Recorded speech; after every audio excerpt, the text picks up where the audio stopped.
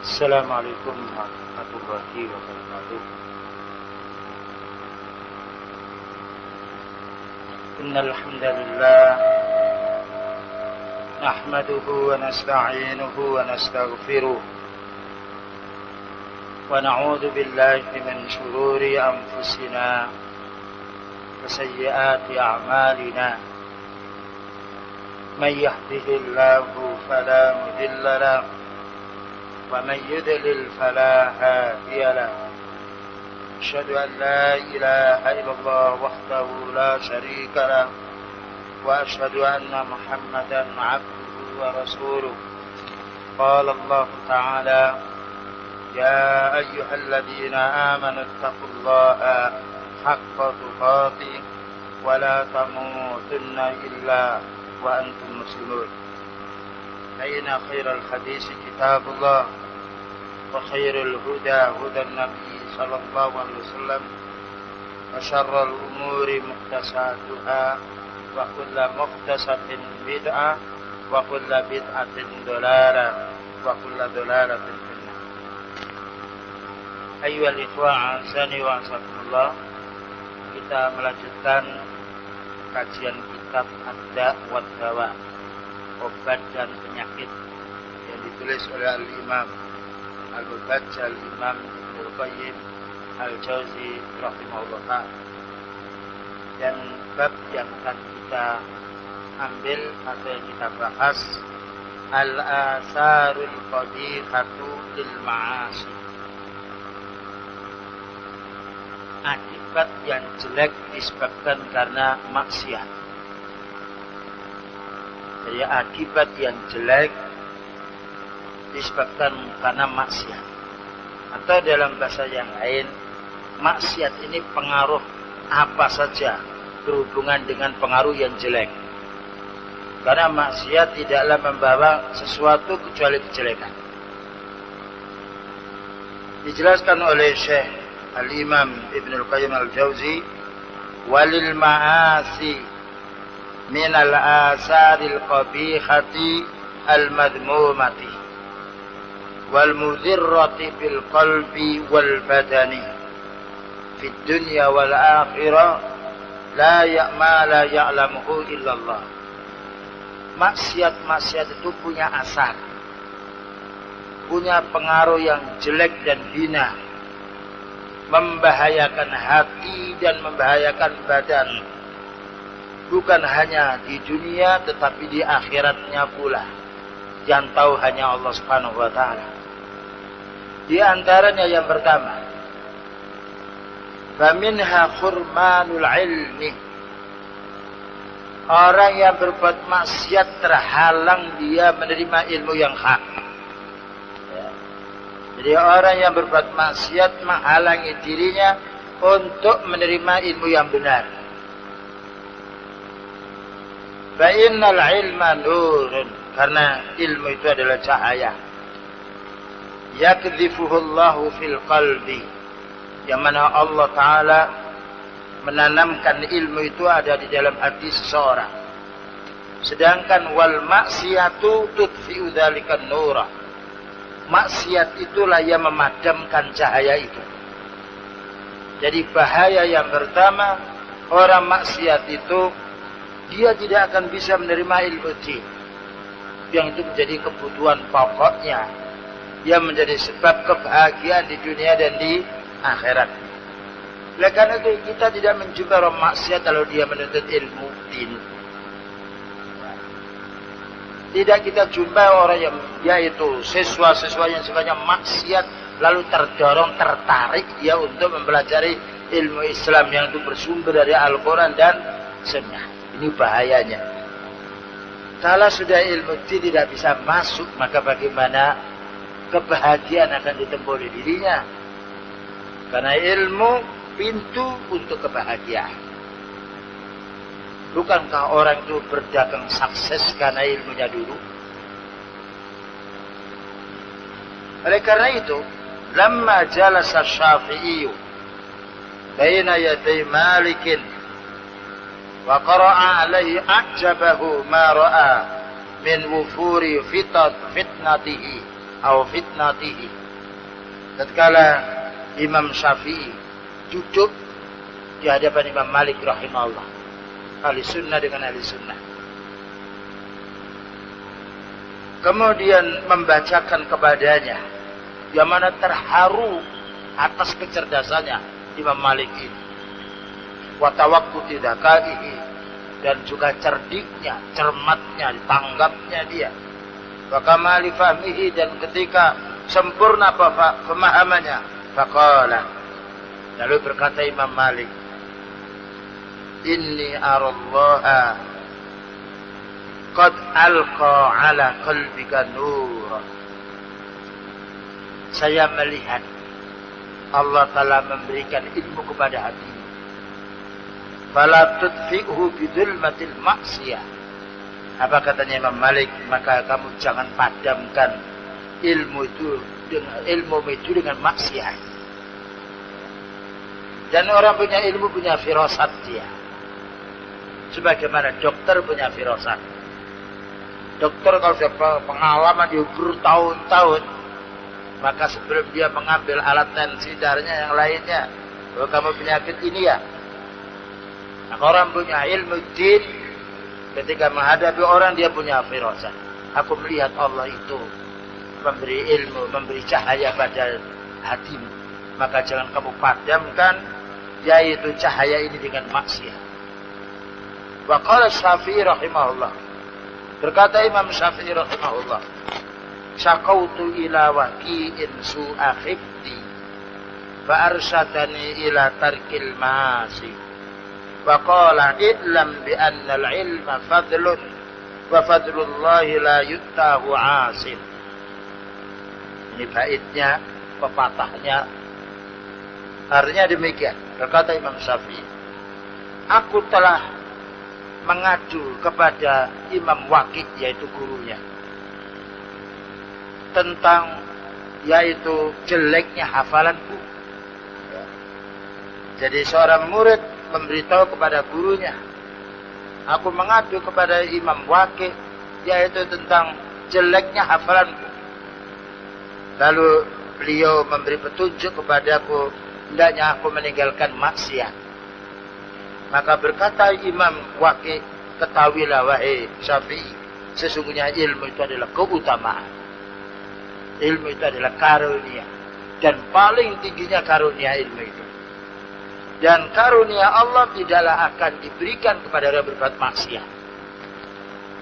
Makanya setiap para utusan Allah dikaruniai ilmu, karena para utusan Allah tidak dijumpai maksiat. Berbeda dengan orang kufar, kadangkala diuji oleh Allah Ta'ala dengan banyak hartanya dan juga kedudukannya. Tetapi ketahuilah, keutamaan itu adalah keutamaan ilmu. Nah, ini perlu dipahami. Hancurnya atau penyebab orang itu jauh daripada ilmu din kalau dia sudah jatuh kepada maksiat. Lihat orang musyrik bagaimana dia mau mendalami ilmu din. Lihat orang ahli bid'ah bagaimana membaca kitab as-sunnah. Lihat orang yang sifatnya dia belajar dan campur ke sana kemari, dia memahami din lemah dia. Memahami dunia meningkat dia. Ya, ini penyebabnya maksiat berbahaya. Yang nomor 2. Pengaruhnya maksiat ini terhalang rezeki. Wa minha furmanur rizki, katanya Ibnul Qayyim al-Jauziyah rahimahullah.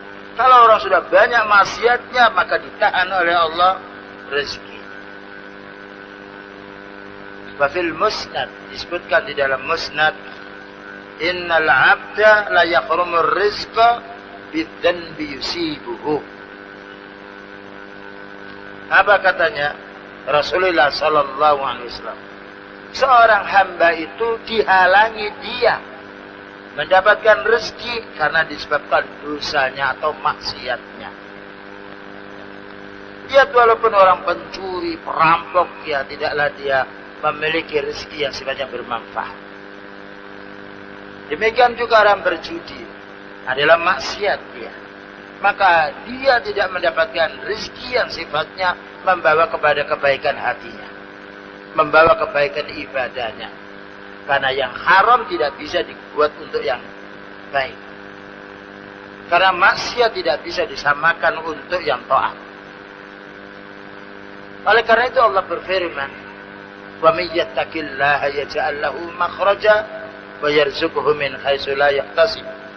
Barang siapa yang bertakwa kepada Allah Ta'ala, maka Allah mencarikan jalan keluar dari semua kesulitannya dan Allah memberi rezeki yang tidak terduga. Datangnya rezeki dengan taat, maka mafhum mukhalafahnya, kebalikannya, orang itu terhalang rezeki karena kemaksiatannya. Dan puncaknya maksiat adalah syirik.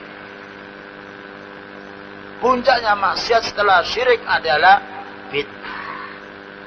Maka negeri atau daerah manapun yang dilanda syirik dan dilanda bid'ah yang banyak atau maksiatnya, maka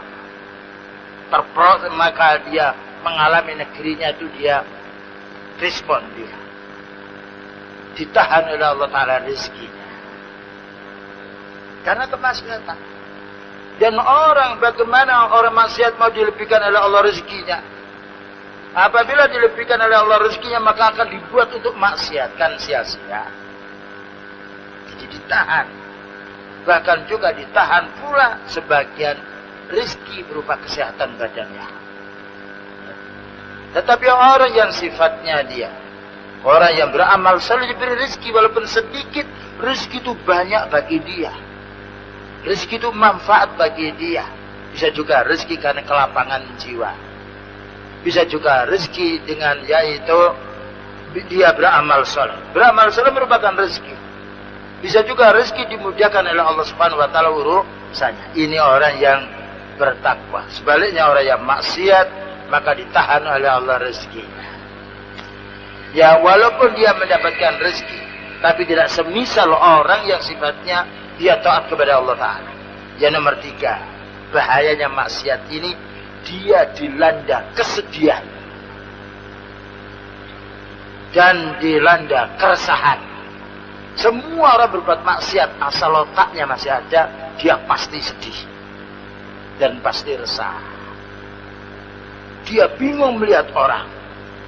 Karena perasaan maksiat akan menghantui jiwanya. Lihat orang mencuri, sembunyi dia. Lihat orang yang ngebom, hatinya. Bingung dia, kemana saya mau sembunyi? Ya. Demikian juga lihat orang yang membunuh orang, dia sembunyi, dia di mana dia. Dan kalau orang sudah sedih mempengaruhi makannya. Tidaklah enak orang yang sedih. Tidak bisa merasakan nikmat dunia dia. Dan juga mempengaruhi yaitu tidurnya. Lihat orang yang sedih. Dia apapun dia duduk, makanya kadang-kala dibantu dengan dibius dia. Supaya dia bisa tidur. Ya. Jadi orang berbuat maksiat, naudzubillah min dzalik. Bahaya yang cukup besar. Bahaya menghantui jiwa. Dia merasa resah, merasa sedih dia. Waqsatun yajiduhal asi fi qalbihi bainahu wa bainallah. Merasa sedih dirinya dengan Allah Subhanahu wa taala. La tuwazinuha wa la tuqarinuha ladzatun aslan. Dan itu tidak bisa dihapus dengan kelezatan dunia. Walau ijtama'at lahul ladzatud dunya bi asriha lam tafi bitilkal waqsah. Seandainya dunia seisinya itu diberikan oleh dia untuk menghilangkan kesedihannya, maka tidak akan hilang kesedihan itu. Ya, ini bahayanya maksiat. Satu contoh, banyak orang mau diancam dibunuh, bayangkan. Bagaimana perasaan di dalam hatinya? Ya, maka dia tidak bisa tidur. Maka makan pun tidak dirasakan enak makan itu. Bahkan juga orang yang sedih bisa juga mengakibatkan berantakan keluarganya. Lihat orang yang berjudi yang kalah.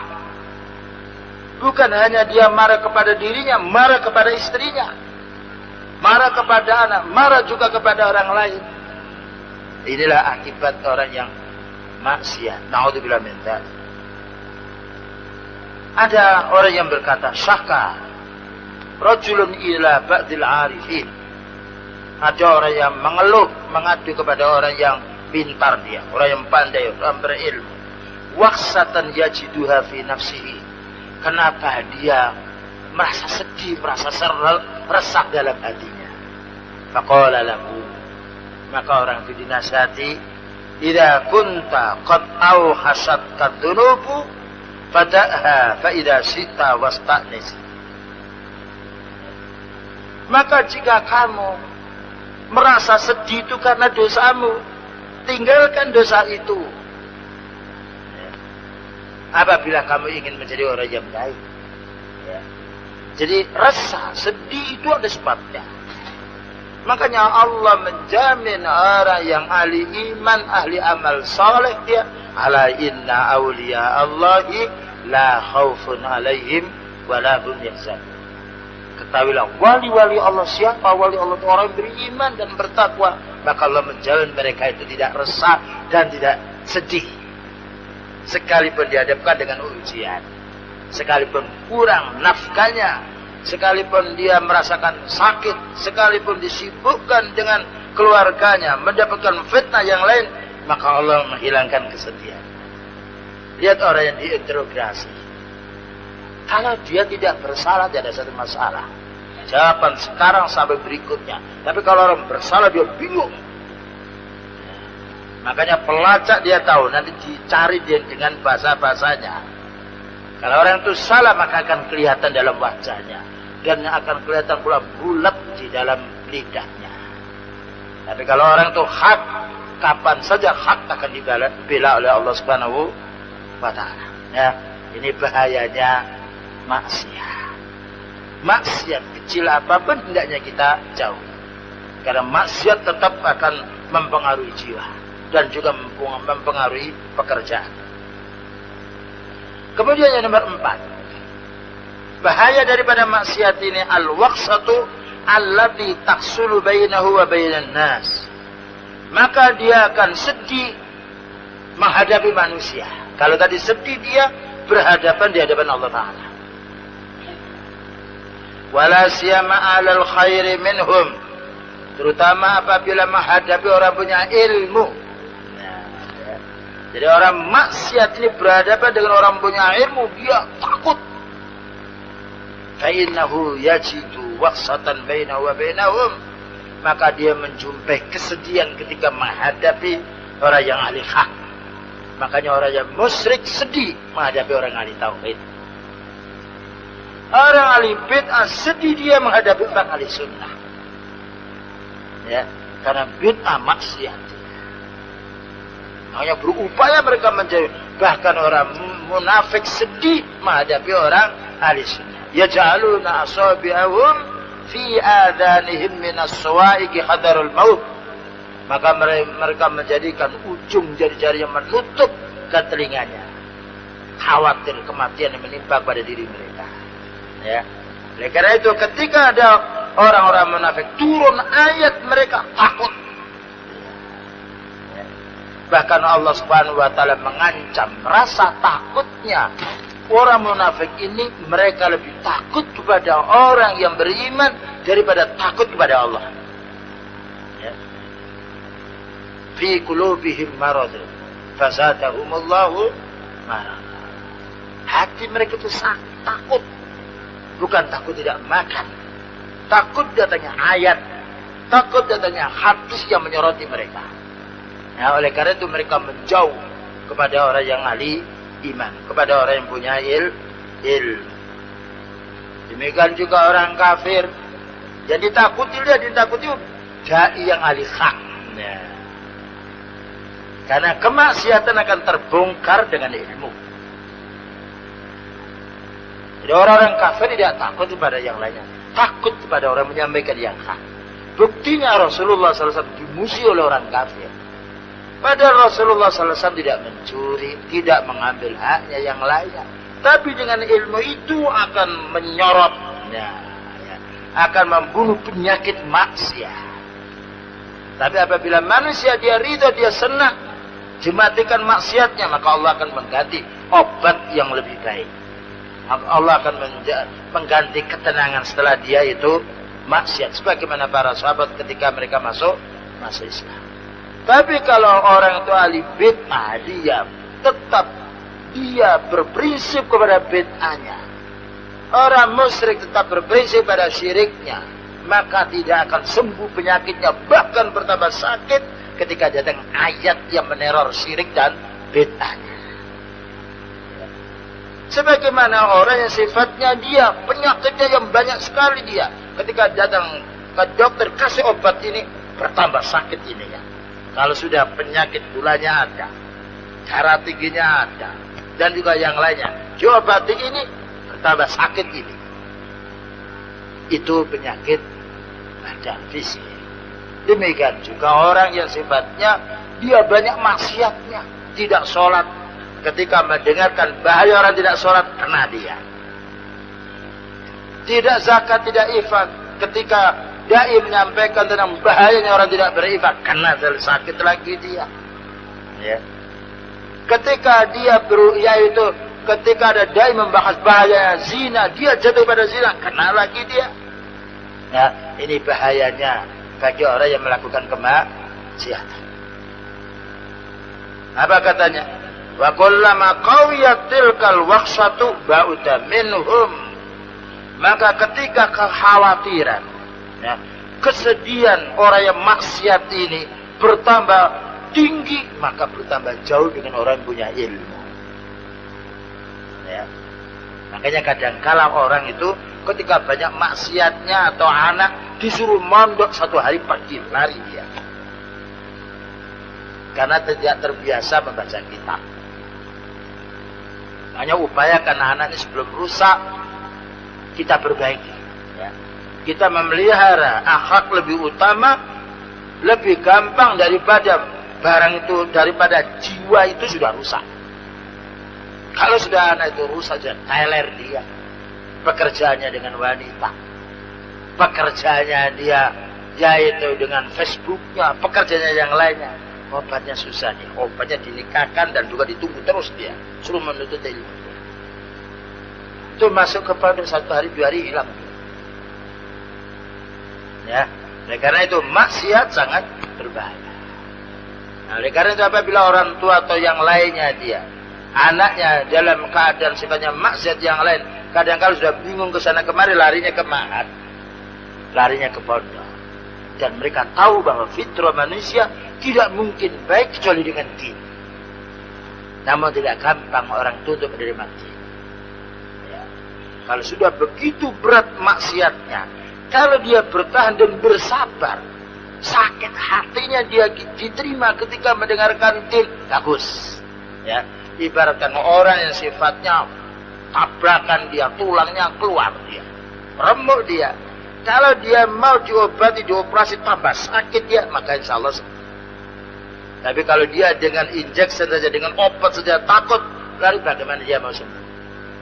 Ya, ini perlu kita fahami bahaya yang maksiat. Faqala ba'du salaf, berkata ulama salaf, inni la u'siyallaha faradhalika fi khuluqi dabbati wa imra'ati. Ada ulama salaf mengatakan, kalau saya ini jatuh kepada perbuatan maksiat, itu akan aku ketahui binatang-binatangku, ternakku, dan aku akan mengetahui tingkah istriku. Subhanallah.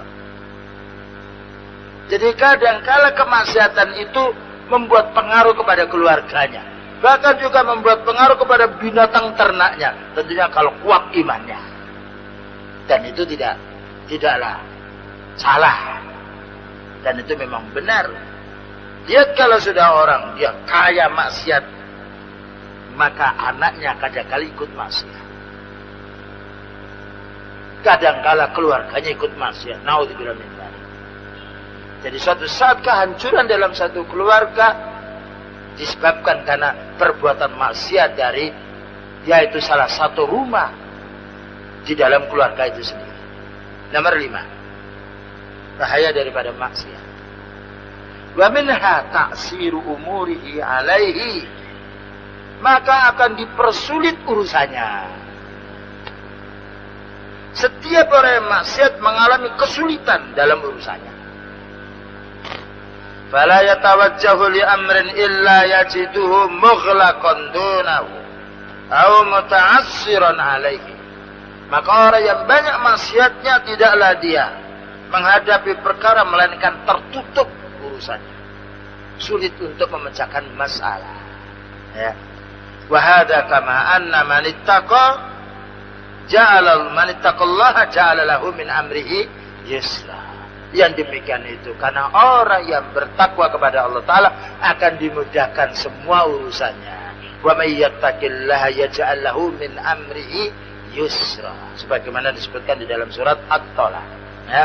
Wa may yattaqillaha yaj'al lahu min amrihi yusra. Barang siapa yang bertakwa kepada Allah Ta'ala, menuntut ilmu dan mengamalkannya, mengamalkan yang wajib dan mengamalkan yang sunnah, dimudahkan oleh Allah urusannya. Dan itu terbukti. Maka orang punya ilmu dan beramal soleh akan dirasakan janji Allah Ta'ala ini. Suatu saat dia mengalami kesulitan, ada orang, siapa ini? Si fulan ya? Oh ya, gak apa-apa Pak. Berapa banyak orang yang beramal soleh, ketika dia salah yang tidak sengaja dimaafkan oleh orang-orang yang sifatnya yaitu menjaga sebagai lalu lintas dan juga yang lainnya. Ketika mendapatkan perkara dia dengan amal solehnya dia terlihat dia, maka orang itu memaafkannya. Ya. Tetapi orang yang sifatnya berbuat maksiat maka ditutup oleh Allah jalan kemudahan. Faman attala taqwa ja'ala lahu min amri usra. Barang siapa yang membatalkan takwanya, membatalkan amal wajibnya dan membatalkan amal sunnahnya, maka Allah akan menjatuhkan dia kepada kesulitan. Ya, kepada kesulitan. Ini al-jaza min jinsil amal. Balasan itu disesuaikan dengan amalnya. Nomor 6. Di antara bahaya maksiat ini, asarnya maksiat kepada kehidupan manusia.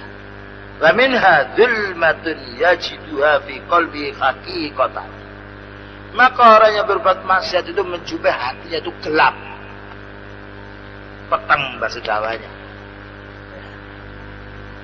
Yuhissu biha kama yuhissu bi dzulmatil lailil bahimi idza adla hamma. Artinya, orang yang berbuat maksiat itu akan menjumpai kegelapan di dalam hatinya. Sebagaimana orang yang sifatnya hilangnya cahaya maka akan menjadi gelap matanya. Fatasiru dzulmatul maksiyati liqalbihi kadzulmati al-khisyati li basarihi. Nah, maka jadilah gelapnya maksiat di dalam hati ini bagikan gelapnya cahaya yang itu akan menjadi gelapnya matanya. Jadi gelapnya mata karena tidak ada cahaya. Gelapnya hati karena kemaksiatan.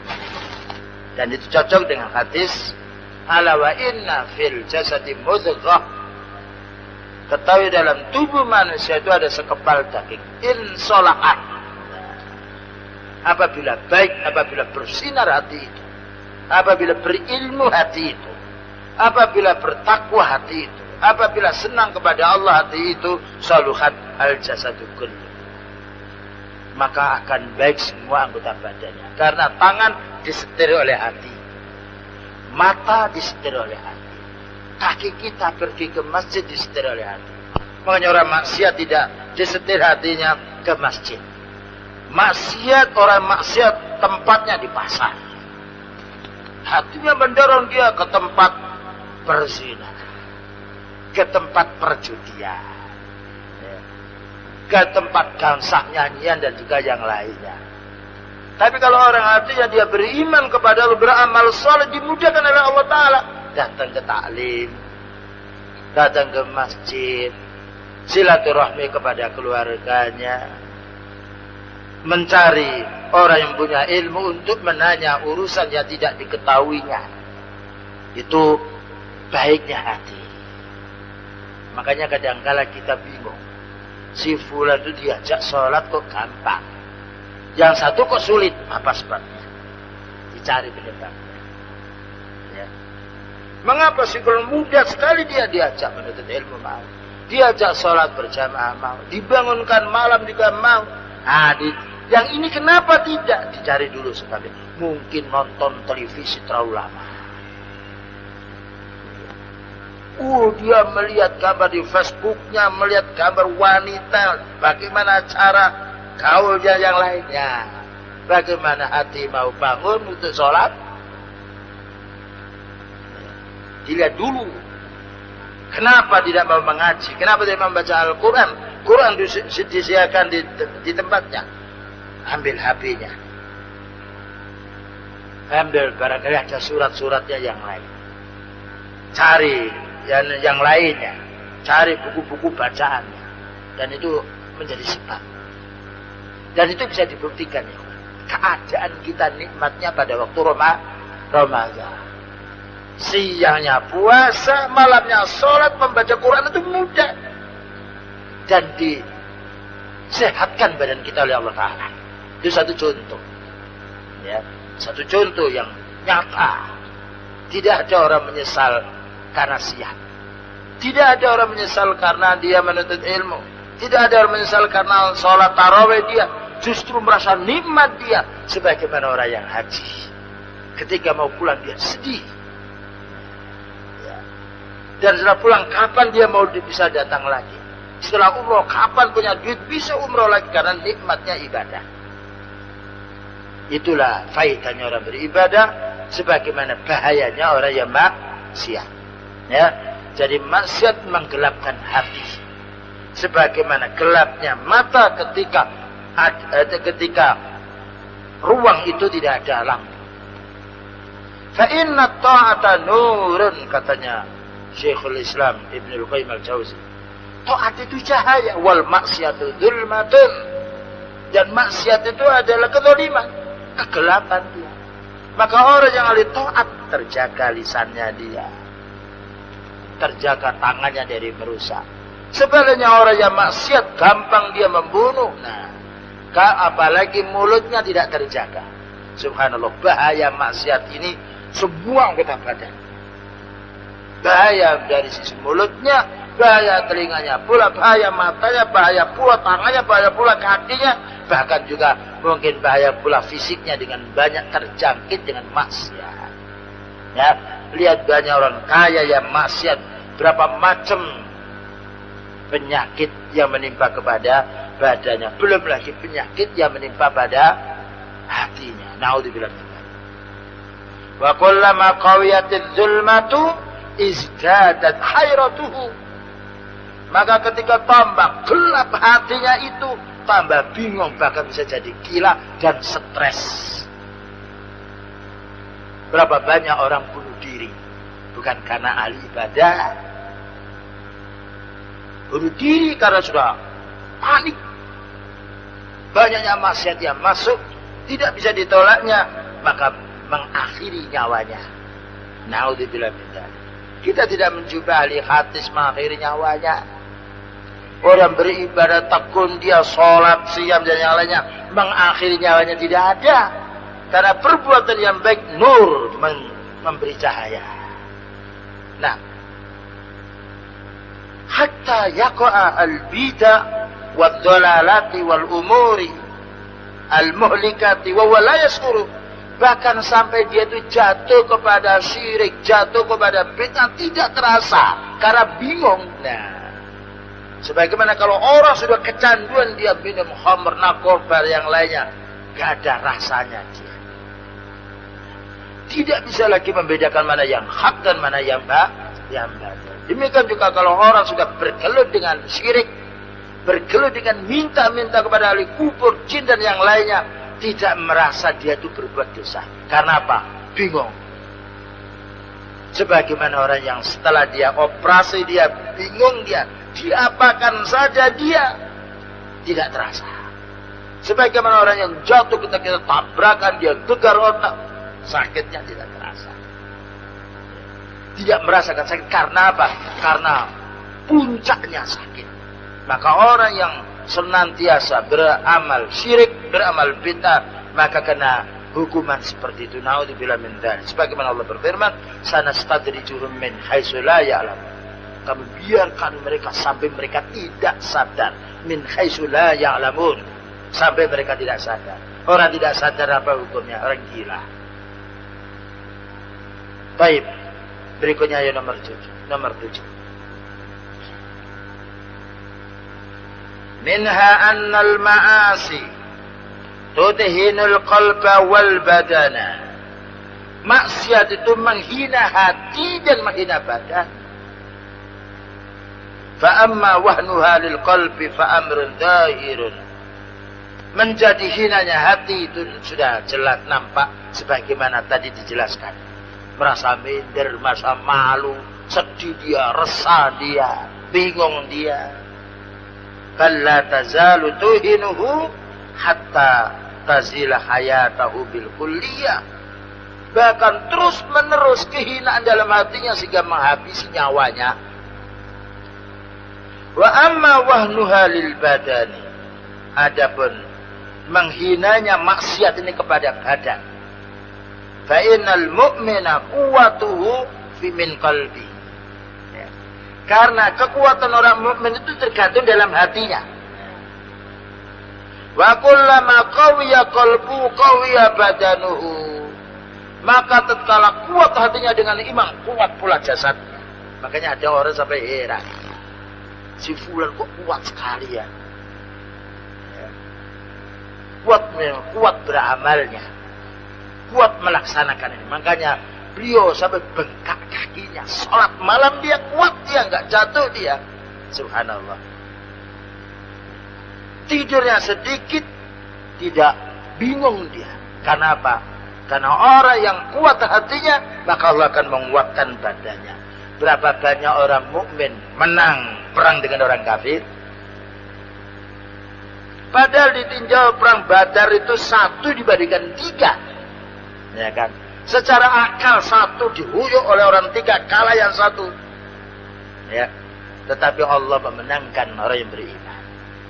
Rasulullah SAW sendirian menghadapi semua orang kafir yang difasilitasi oleh Allah, jumlahnya banyak.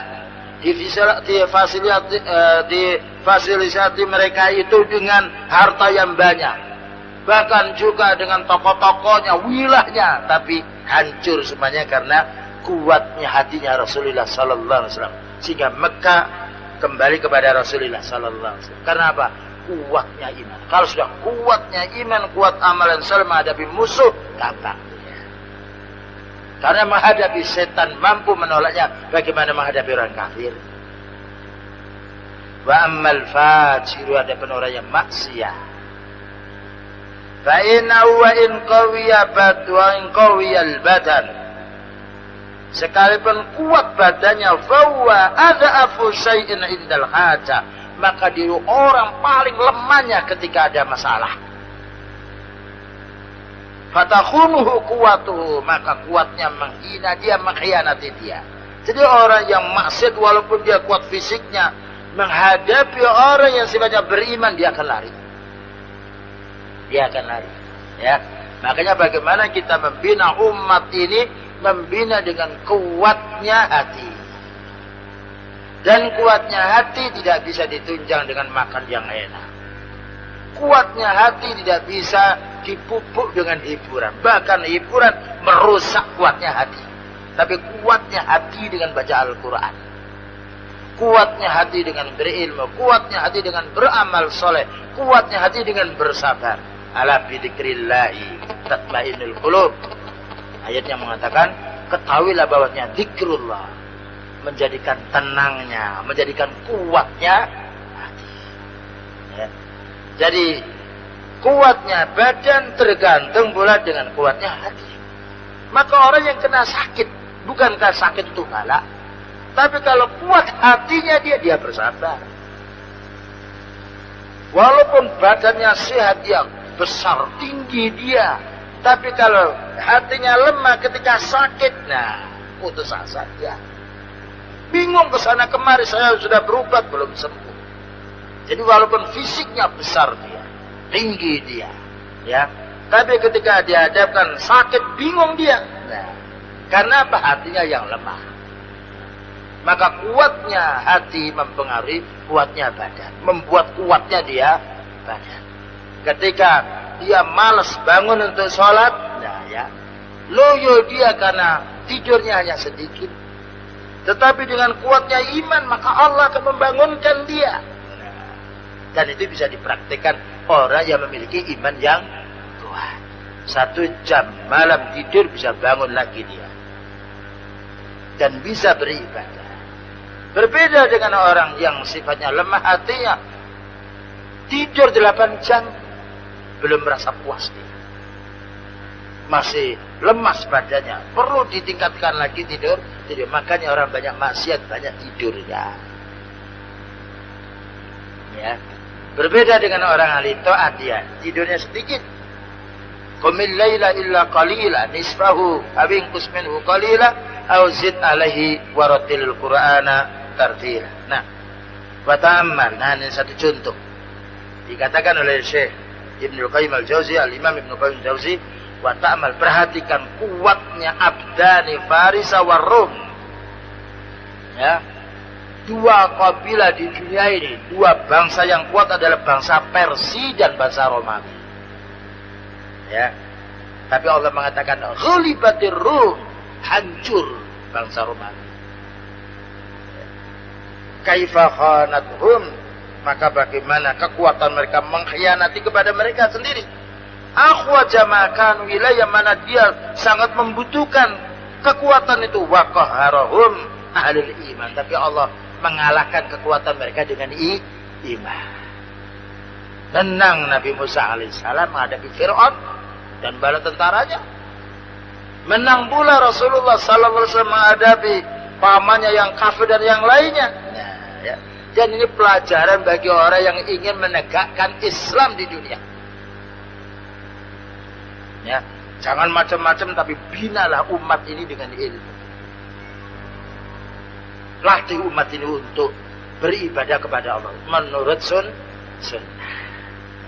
Sebab kalau sudah orang Islam ini kuat dia imannya, menghadapi musuh tidak akan bercerai-berai. Tapi kalau kita hanya himpun, kita kumpulkan dengan makan, dengan minum, dengan hiburan, hati mereka itu penyakitnya separuh, penyakitnya 50%, penyakitnya 70%. Bagaimana musuh mau dia serempak, maka mereka akan lari dulu. Makanya Rasulullah, Allah tidak menghendaki orang munafik itu berperang, ikut berperang bersama Rasulullah Sallallahu Alaihi Wasallam. Karena hatinya yang sakit, karena hatinya yang rusak. Ya. Jadi untuk menghadapi musuh orang Yahudi, musuh orang Nasrani, musuh sekuler yang lainnya, bina umat dengan ilmu din dan upayakan mereka mengamalkan yang wajib, mengamalkan yang sunnah. Karena orang yang mengamalkan yang wajib dan yang sunnah, maka akan ditinggalkan yang haram. Satu contoh, kita sekarang berada di masjid 1 jam. Berarti 1 jam kita meninggalkan haram, meninggalkan zina, meninggalkan mencuri, meninggalkan berjudi, meninggalkan marah, meninggalkan nipu dan yang lainnya. Ya. Kalau orang sudah disibukkan dengan wajib yang sunnah, maka akan pergi yang haram dan juga yang makruh. Sebaliknya apabila orang sudah memilih yang haram, jangan berharap wajib bisa masuk. Nah, jadi Allah Subhanahu wa taala menghancurkan kekuatan fisiknya bangsa Romawi dan bangsa Persia, dihancurkan oleh orang yang Allah bekali dengan ilmu dan amal yang kuat dan juga hatinya yang penuh dengan iman. Yang nomor 8. Bahayanya maksiat, hurmanut ta'at. Maka dia diharamkan untuk taat kepada Allah. Makanya apabila ada orang kena jin atau yang lainnya, ya, sebaiknya dia suruh sholat dulu. Dia mau sholat, oh, jangan diruqyah. Tidak ada artinya. Apa sebabnya dia kena jin? Dari sisi pakaiannya sudah tidak benar dia. Pergaulannya tidak benar. Ngomel itu ngomel karena sebab maksiatnya dia. Berbeda orang yang sifatnya dia asalnya maksiat, terus betul-betul dia sadar. Dia mau berbuat baik dan menyusun, mau baca Al-Quran sendiri, mau sholat, mau, insya Allah akan keluar jin itu. Ya. Karena jin itu dibacakan ayat kursi, dia pergi. Dan itu pergi dia. Ya. Falau lam yakun lidzanbi 'uqubatun illa annahu yasuddu an ta'atin takunu badlahu. Seandainya orang berbuat dosa itu tidak dihukum oleh Allah Ta'ala dengan penyakitnya fisik umpamanya, maka minimalnya menghalangi dia untuk taat kepada Allah Ta'ala.